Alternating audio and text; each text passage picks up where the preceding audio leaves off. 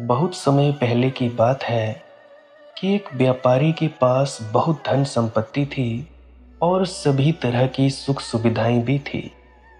लेकिन उसका मन हमेशा अशांत ही रहता था।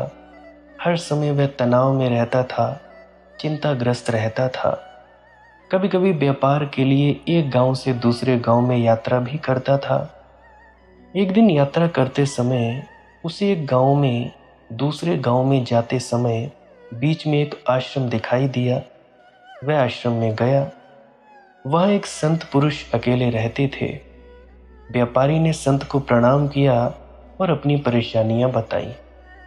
संत ने कहा कि तुम्हें शांति चाहिए तो कुछ देर यहाँ बैठकर ध्यान करो। व्यक्ति ने ध्यान लगाने की कोशिश की, लेकिन वह ध्यान नहीं लगा पा रहा था। उसके मन में इधर उधर की बातें घूम रही थी। बहुत कोशिश के बाद भी वह ध्यान नहीं लगा सका। तब उसने संत से कहा कि वह ध्यान नहीं लगा सकता, ये मेरे बस की बात नहीं है। संत ने उससे कहा कि चलो ठीक है, चलो मेरे साथ कुछ देर आश्रम में घूमते हैं। व्यापारी संत के साथ चल दिया। आश्रम में वह एक पेड़ को हाथ लगा रहा था, तभी उसके हाथ में एक कांटा चुभ गया। कांटे की चुभन की वजह से उसे दर्द हो रहा था। संत तुरंत ही आश्रम में से एक लेप लाए और कांटा निकालकर उन्होंने व्यक्ति के हाथ पर लगा दिया।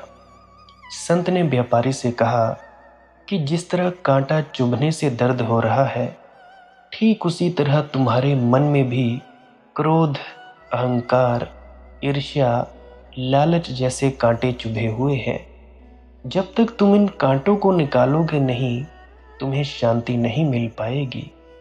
व्यापारी को संत की बात समझ आ गई और वह उनका शिष्य बन गया। इसके बाद उसने धीरे धीरे अपनी इन सारी बुराइयों को दूर कर लिया। अपने धन का उपयोग उसने समाज कल्याण में करना शुरू किया। कुछ ही दिनों में उसकी अशांति दूर हो गई। तो दोस्तों, जैसा कि आप सभी जानते ही हो, हमारी अशांति का कारण कहीं बाहर नहीं है, बल्कि हमारे भीतर ही है। क्रोध, अहंकार, ईर्ष्या, ये सब कहीं बाहर नहीं है, हमारे भीतर ही है।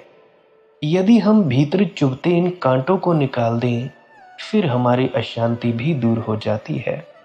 तो दोस्तों, मैं हूं आपका दोस्त मनदीप रॉय। कहानी कैसी लगी कमेंट बॉक्स में ज़रूर बताना, और भी ऐसी कहानियां सुनने के लिए चैनल को सब्सक्राइब करें। धन्यवाद।